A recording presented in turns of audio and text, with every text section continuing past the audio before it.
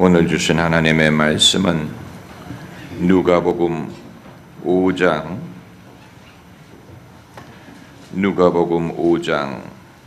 33절에서 39절까지 말씀입니다. 누가복음 5장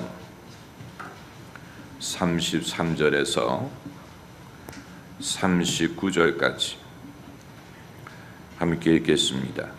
저희가 예수께 말하되 요한의 제자는 자주 금식하며 기도하고 바리새인의 제자들도 또한 그리하되 당신의 제자들은 먹고 마시나이다. 혼인집 손님들이 신랑과 함께 있을 때 너희가 그 손님으로 금식하게 할 수 있느뇨? 그러나 그 날에 이르러 저희가 신랑을 빼앗기리니 그날에는 금식할 것이니라. 또 비유하여 이르시되 새 옷에서 한 조각을 찢어 낡은 옷에 붙이는 자가 없나니 만일 그렇게 하면 새 옷을 찢을 뿐이요 또 새 옷에서 찢은 조각이 낡은 것에 합하지 아니하리라. 새 포도주를 낡은 가죽 부대에 넣는 자가 없나니 만일 그렇게 하면 새 포도주가 부대를 터뜨려 포도주가 쏟아지고 부대도 버리게 되리라.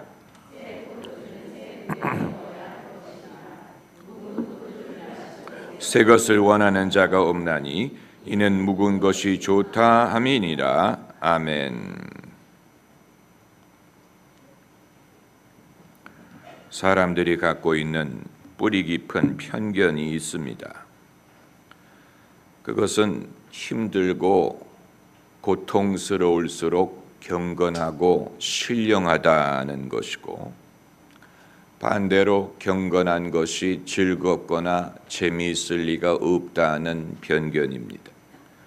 언제부터 이런 편견을 갖게 됐는지는 알 수 없지만 이것은 어느 시대나 어느 나라나 신앙인들이 갖는 것을 보면 인간의 심리 내면 속에 그런 성향이 있기 때문이라고 생각이 됩니다.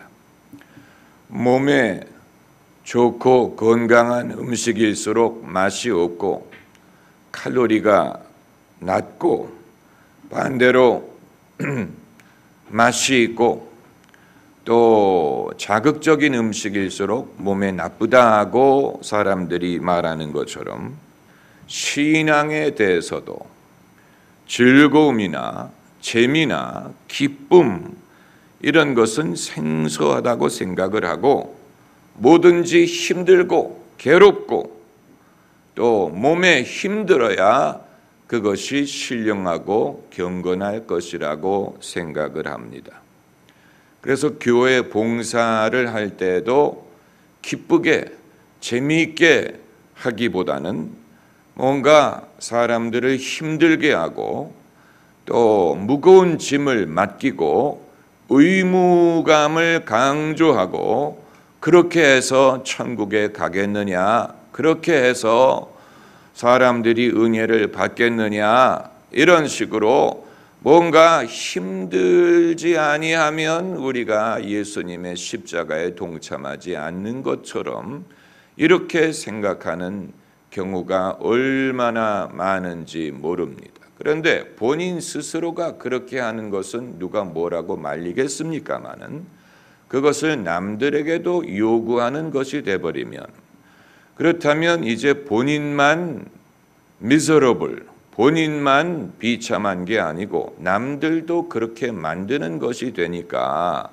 이것이야말로 사실 사람들에게 엄청난 해를 끼치는 것이고, 소위 경건하다는 명분으로 경건하다, 신령하다, 예수님의 고난에 동참하는 것이다 라는 명분으로 나도 힘들고 남들도 힘들게 만드는 것이라면, 그러면서 왜 사람들이 교회를 안 오려고 하고 교회 봉사를 꺼리는지 신기하게 생각한다면 그건 그 사람이 판단력이 멈춘 것이라고 밖에는 볼 수 없습니다.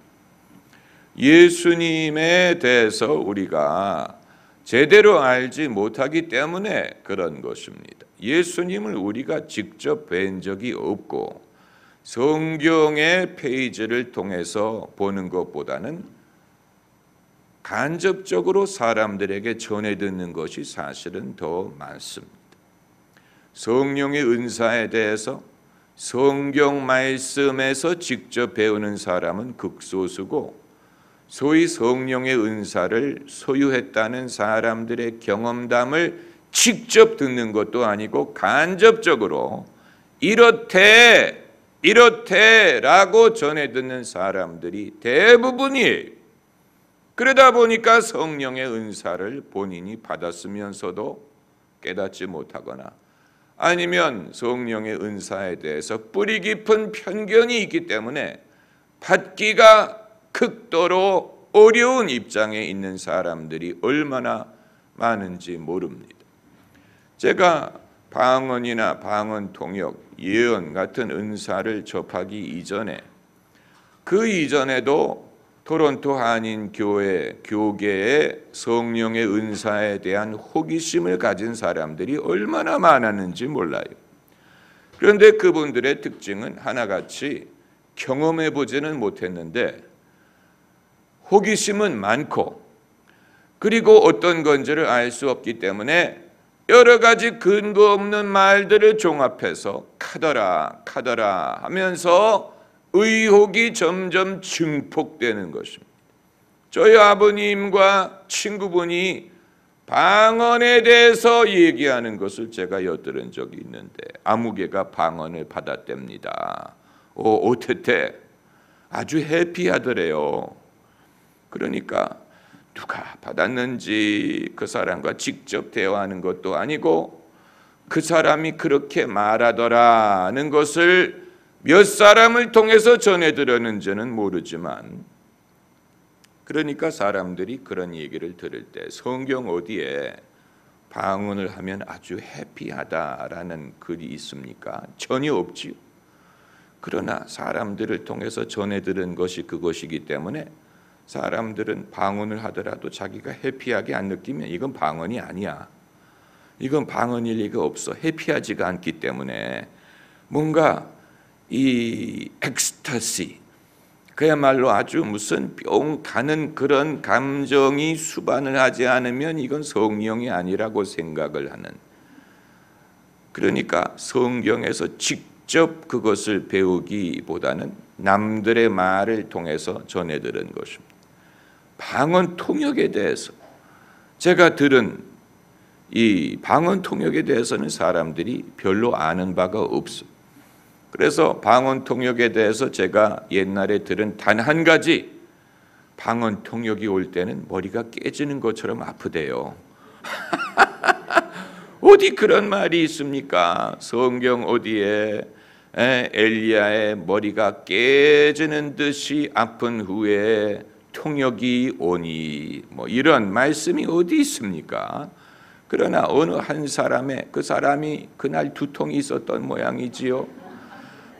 그 사람이 그날 감기 몸살이 걸렸는지 아니면 늘 머리가 아픈지 뭐 아무튼 잘못 전해져서 방언 통역이 올 때는 머리가 깨지는 듯이 아파야 된다라고 생각한다면 대다수의 사람들은 그 은사를 경험할 수가 없을 것입니다. 왜냐하면 먼저 머리가 깨지듯이 아파야 되니까. 또 예언에 대해서도 얼마나 많은 사람들의 이론과 뭐 카더라 통신과 거기에 대한 오해와 맹신과, 여러분 이 성경 말씀에 예언의 영, 성령을 예언의 영이라고 부르는 구절이 있는데, 사람이 예언을 할 때는 성령의 감동을 받아서 합니다. 그런데 성령이 성삼위 하나님이시기 때문에 전지전능하시다고 우리가 전제를 하지만, 성령이 과연 성부 아버지가 아시는 모든 것을 성령도 아시리라고 우리가 넘겨짚기는 어렵습니다. 왜냐하면 예수님도 당신이 모르고 성부 아버지만이 아시는 것이 있다고 말씀하셨기 때문에 예수님도 그날과 그 시는 나도 모르고 하늘의 천사도 모르고 오직 아버지만이 아신다라고 말씀하셨어요. 성부 하나님도 모르는 게 있다고 말씀하셨어요. 그건 이상하게 생각하면 안 돼요. 성부 하나님이 사람의 몸을 입고 사람의 연약함을 공유하고 이 땅에 오셨을 때에는 하나님과 동등됨을 취할 것으로 여기지 아니하셨습니다. 그렇기 때문에 예수님의 공생의 사역을 보면 예수님이 전지전능하신 것처럼 보일 때가 있지만 그러나 늘 그런 것이 아니고 그리고 예수님이 물어보실 때가 있었어요. 누가 나를 만졌느냐라든가 얼마나 이렇게 되었느냐라든가 내가 이것을 할 수 있음을 내가 믿느냐라든가 내 믿음이 어디 있느냐라든가 왜 예수께서 누가 나를 만졌냐고 물어보셨겠어요? 왜 물어보셨겠어요? 모르니까 물어본 아주 단순한 원리. 누가 만졌는지 모르기 때문에 물어본 거. Who touched me? 누가 나를 만졌느냐? 모르기 때문에 물어본 거. 신학자들이 그 구절을 가지고 골치를 썩여. 이게 알면서도 물어본 건지 아니면 무슨 수사학적인 질문을 하신 건지. 왜냐하면 예수님이 모르시리라고 생각할 수가 없기 때문에. 그러나 모르시기 때문에 물어본 거예요. 예수님도 모르시는 게 있었어요.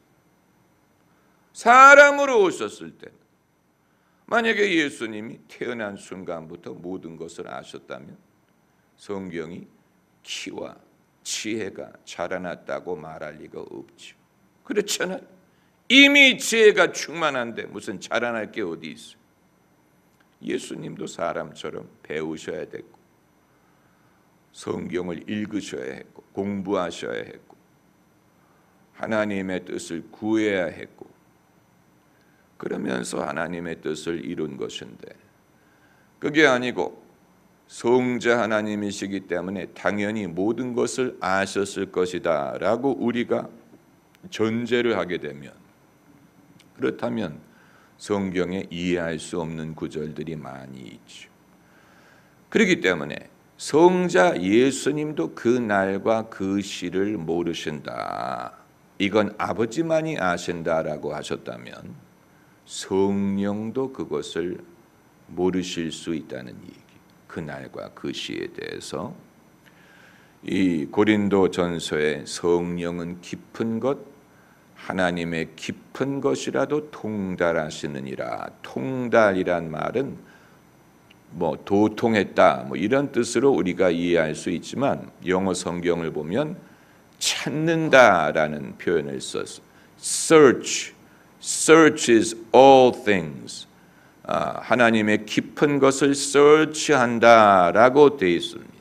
그러니까 성령께서 하나님의 깊은 것을 다 알고 계시리라기보다는 찾으신다라고 보면 이건 이제 성삼위 하나님 간의 이 신비함입니다. 우리가 잘 알기 어려운 신비함인데 그렇기 때문에 제가 말씀드리는 것은 성령의 감동으로 예언을 하더라도 그 예언이 때나 시기나 구체적인 것을 말하려고 할 때 성령이 전하고자 하시는 말씀이 반드시 그 정확한 시기나 정확한 방법을 알려주기 위해서 하시는 것은 아닐 경우가 많고 그렇기 때문에 예언을 100% 신뢰할 수 없다는 말씀을 드리는 것입니다.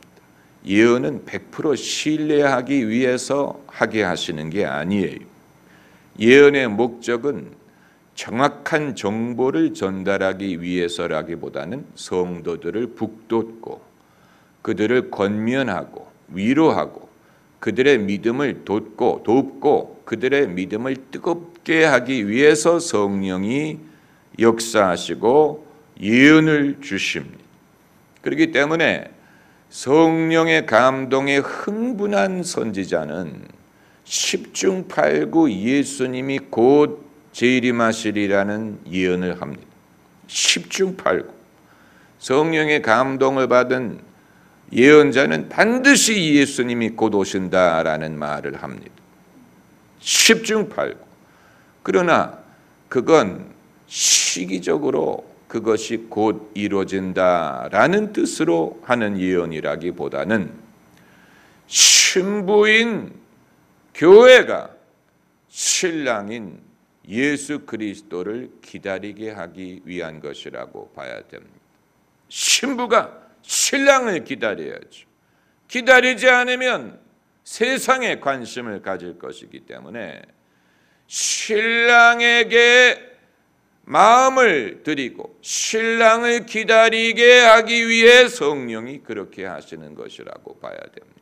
그러니까 성령이 곧이란 말을 사용하실 때는 그걸 시간적인 의미로 이해하게 되면 오류에 빠지고, 그것은 사람의 정성, 사람의 사랑, 사람의 마음의 가까움, 이것을 독려하기 위한 것이라고 봐야 됩니다. 왜냐하면 2000년 전에 예수님이 내가 곧 오리라, I will come back soon, 곧이라고 말씀을 하셨는데 2000년이라는 세월이 지나갔고 앞으로 또 얼마만큼의 세월이 지날지 우리는 장담할 수 없습니다.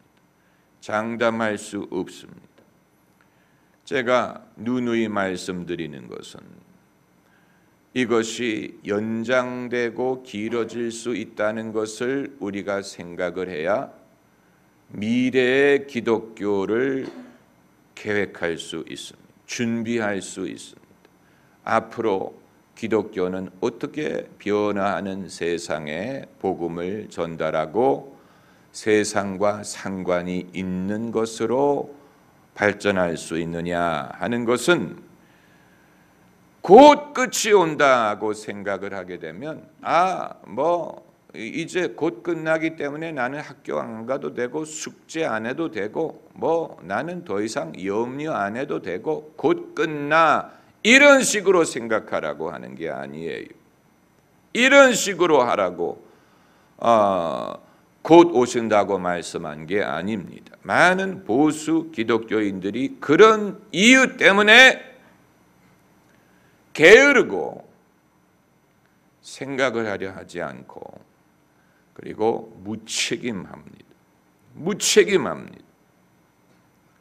제가 한 번은 어떤 목사님이 늘 설교할 때마다 곧 오신다, 곧 오신다, 우리 사는 동안에 오신다, 그렇게 말씀하시던 분이 당신의 제자 목사 아들이 어린애가 예배당에 들어와서 여기저기 다니면서 강대상에도 올라가고 그러니까 장차 목사 되려고 저러지.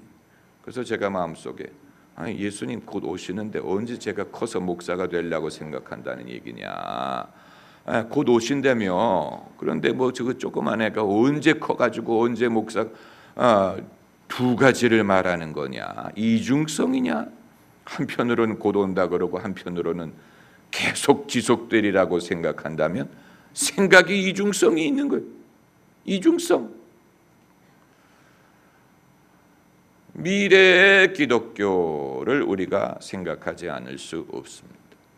물론 성령이 인도해 나가실 줄 믿지만, 그러나 성령은 우리와 함께 일하시고 우리는 성령과 함께 일하십니다. 많은 분들이 그걸 이해하는 걸 어려워합니다.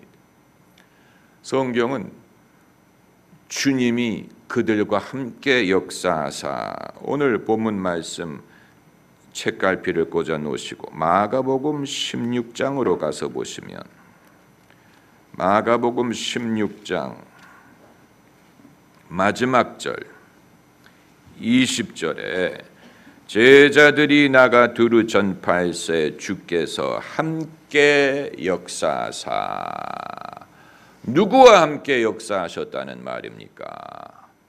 제자들과 함께 역사하셨다는 말이. 그러니까 우리가 주님과 함께 일하는 것뿐만이 아니고 주님도 우리와 함께 일하세요. 그게 뭐 새삼스럽습니까? 새삼스러운 거예요.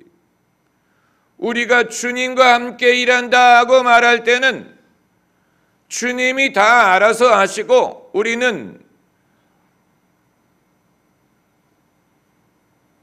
그냥 거들어두기만 하면 된다는 생각이지만 그게 아니고 주님이 우리와 함께 일하신다라고 말할 때는 우리에게 큰 책임이 있는 거예요.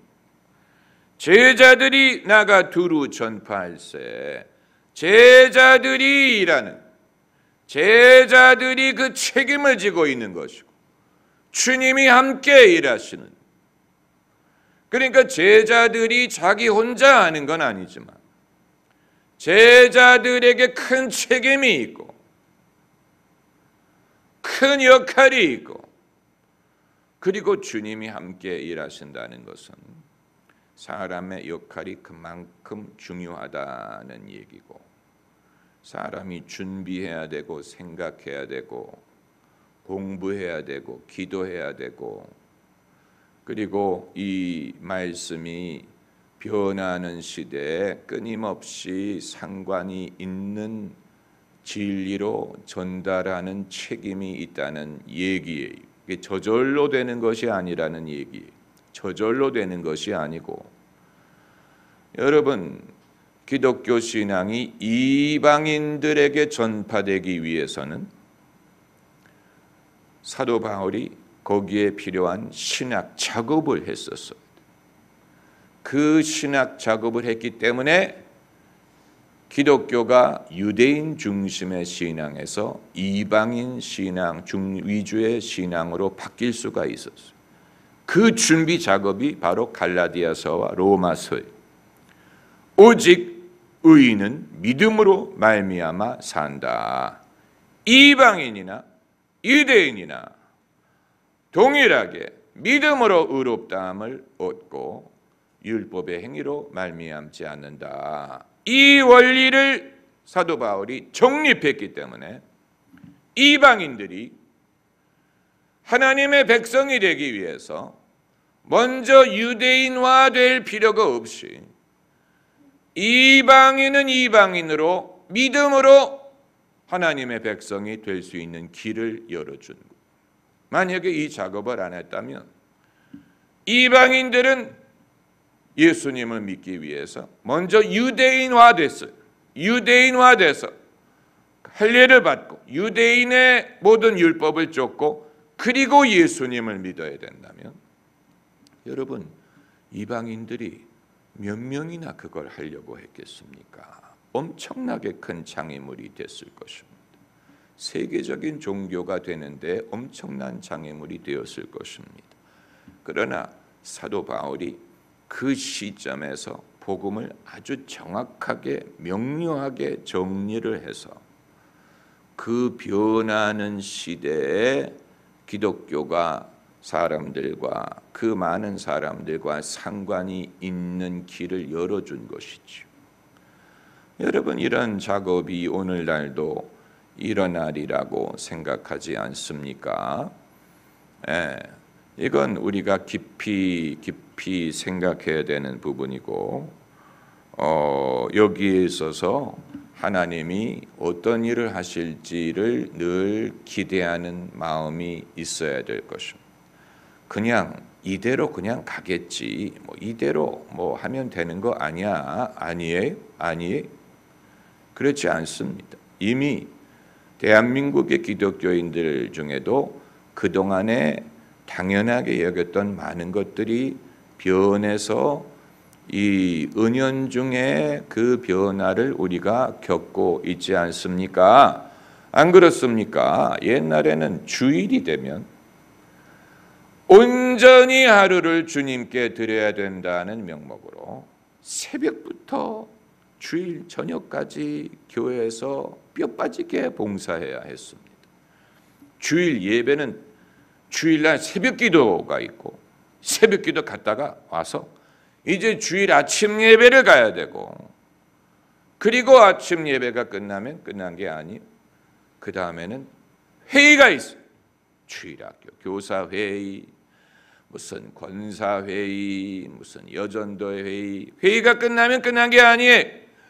그 다음에 여전도회가 젓갈을 팔아야 돼요.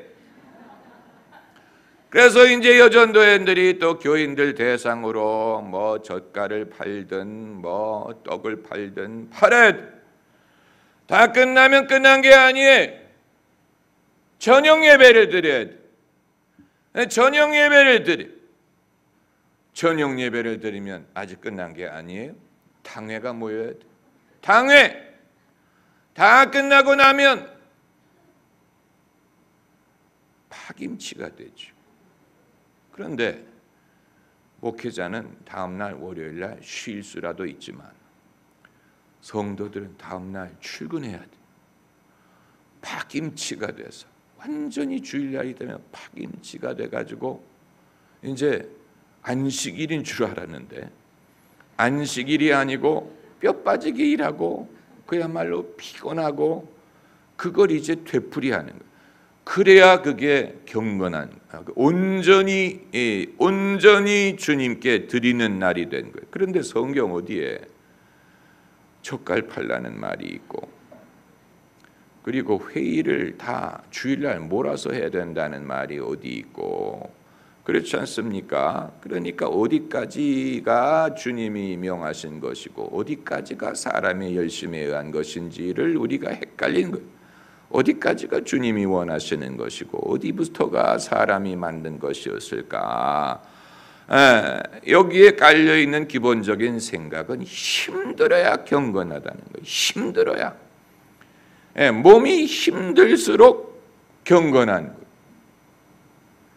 그런데 사람이 지치고 별로 흥이 안 나고 재미가 없고 의무적으로 하고, 그나마 하나님이 주시는 은혜가 있으면 그래도 기쁨이 있죠. 하나님이 은혜를 주십니다. 다만 지인이 빠지는 것은 마찬가지인데, 이 네덜란드의 어느 교회 새 목사님이 부임을 했다고 합니다.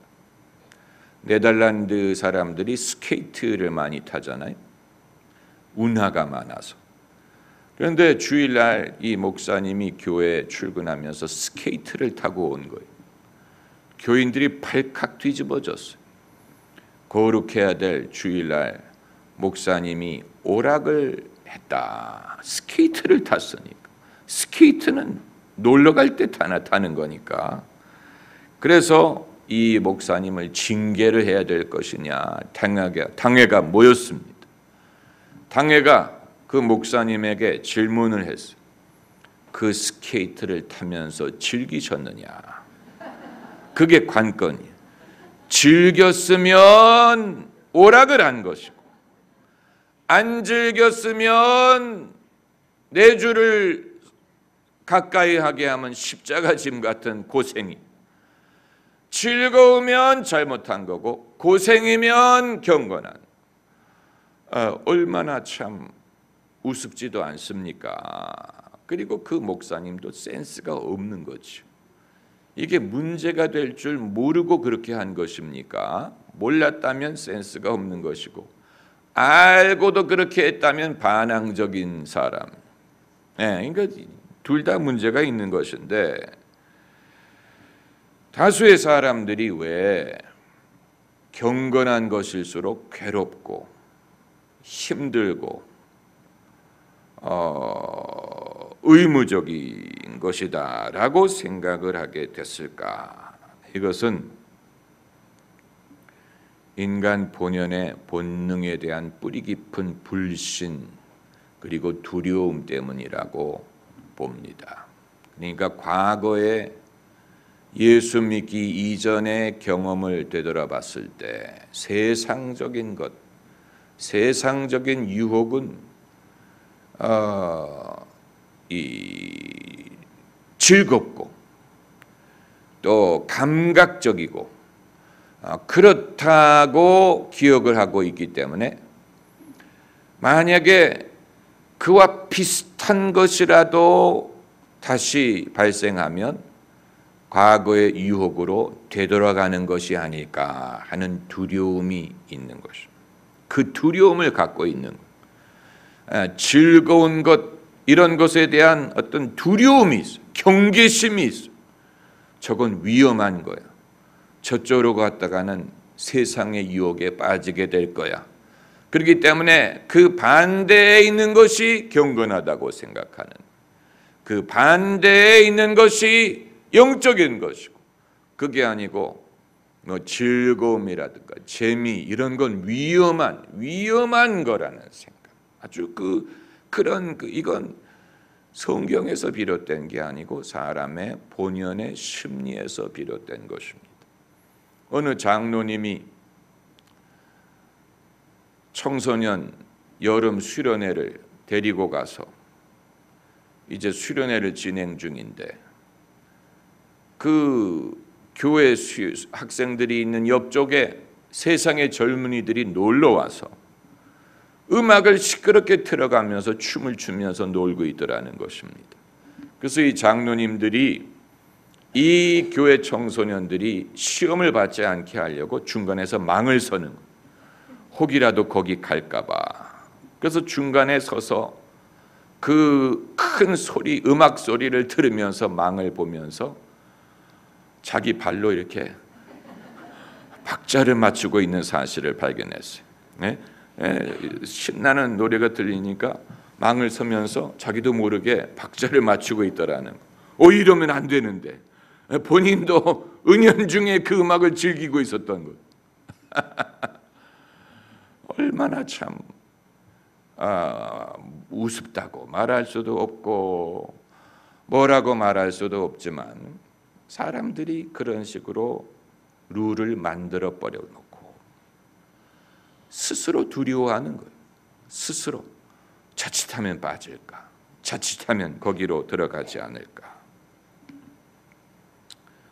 그래서 만약에 성도님들과 솔직한 대화를 할 수 있다면 아마 이런 질문을 드릴 수 있을 것입니다. 만일 본인이 우려하는 타락의 시나리오가 무엇입니까? 좀 털어놓어 보세요. 본인이 우려하는 최악의 타락의 시나리오. 나는 이렇게 되면 타락한 거야 라고 생각하는 그 두려워하는 시나리오를 한번 말해보라는 거예요. 그 시나리오가 도대체 어떻게 되냐? 어떻게 하면 가장 타락하는 것이냐? 사람들한테 물어보면 별거 아닐 거라는 가능성이 많아요. 별거 아니. 대부분의 사람들은 본인이 우려하는 만큼 그렇게 타락하지 못합니다. 왜 그런지 아세요? 해가 지기 전에 집에 돌아가서 밥을 해야 되고, 해가 지기 전에 집에 가서 밥을 해야 되고, 남편 양말 빨아줘야 되고요. 그래야지 남편이 양말 신고 출근할 수 있기 때문에. 아니면 타락하려고 하다가 돈이 떨어집니다. 그래서 타락을 더 못합니다. 돈이 떨어져. 목사님 개인 경험을 말씀하는 것입니까? 아니. 우리가 타락이라고 여기는 것들이 우리 생각이 그런 것이지 실제로 그게 그렇게 큰 타락이 아니. 오히려 진짜 타락은 우리가 생각하지 않는 데에 있습니다. 만일 교회 다니던 사람이 성령을 부인하고 자기의 예언의 은사를 돈을 받고 점치는 사람이 되었다. 그건 진짜 타락이에요. 그건 진짜 타락이. 만일 교회 다니던 사람이 교회 집사 권사들을 대상으로 사기 행각을 벌이고 도망을 갔다. 그거 진짜 타락이에요. 그건 진짜 타락. 교회 다니던 사람이 부모님의 유산을 노리고 형제를 죽였다. 그거 진짜 타락이에요. 그런데 여러분, 이 타락은 어느 하나도 별로 재미가 없는 거예요. 우리가 생각하는 것처럼 뭐 즐겁고 그런 게 아니고 아주 괴롭고 아주 어둡고 위험한 것이지요. 제가 말씀드리고자 하는 걸 이해하십니까? 그러니까 내가 이 일을 하려고 타락을 했나라고 생각될 정도로 그건 별로 우리가 원하는 그런 삶이 아니에요. 그렇지 않습니까? 그건 어두운 것이고 그거야말로 타락입니다. 사람들이 갖고 있는 괴로운 것이 경건한 것이다 라는 생각은 오늘 본문에 이 바리새인들이 질문한 것이 그냥 예수님을 시험하려고 하는 질문이 아니고 본인들의 의구심에서 한 질문이었을 것입니다. 요한의 제자는 자주 금식하며 기도하고 바리새인의 제자들도 또한 그리하되 당신의 제자들은 먹고 마시나이다. 여기에서 요한의 제자라 함은 세례 요한을 말하는 것입니다. 여러분, 세례 요한은 무엇을 하라고 보냄을 받았습니까? 예수님의 길을 예비하기 위해서 보냄을 받았지요. 그럼에도 불구하고 세례 요한과 예수님은 달라도 그렇게 다를 수가 없어요. 세례 요한만을 봐서는 예수님이 어떤 사역을 하실지 알 수 없어요.